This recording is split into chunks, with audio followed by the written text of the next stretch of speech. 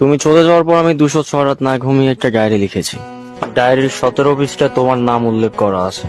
কতদিন আমি বসেছিলাম তোমার অপেক্ষায় বেখেয়ালি স্টেশন রোডে, বসে বসে গায়ের কত ধুলাবালি মুছেছি, আর ভেবেছি কি আর হবে এভাবে বেঁচে থেকে। বাসায় ফিরে এসে চিন্তা করলাম আর আয়না দেখব না, যদি সুন্দর হয়ে যাই। রাতে ছাদে এসে হীন আকাশের দিকে তাকিয়ে অনেক তারাবাতি গুনেছি, আর ভালোবাসার তানপুরা বাজিয়েছি এবং অস্পষ্ট কণ্ঠে বলেছি সে আমার হতে দেয় না।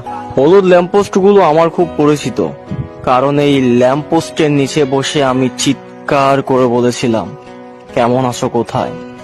পরে বুঝলাম ঠিক তো দিব্যি আছো। আজও আমি খোলা আকাশের নিচে উড়ে যাওয়া পাখির চোখে তাকিয়ে ভাবি রূপ কথা সে, আর সবকিছু ছিল পবিত্র পাপ। এখন অন্ধকার ঘরে বসে বসে ভাবি আমার একটা মানুষ হইল না যে আগাগোড়া জানবে আমারে।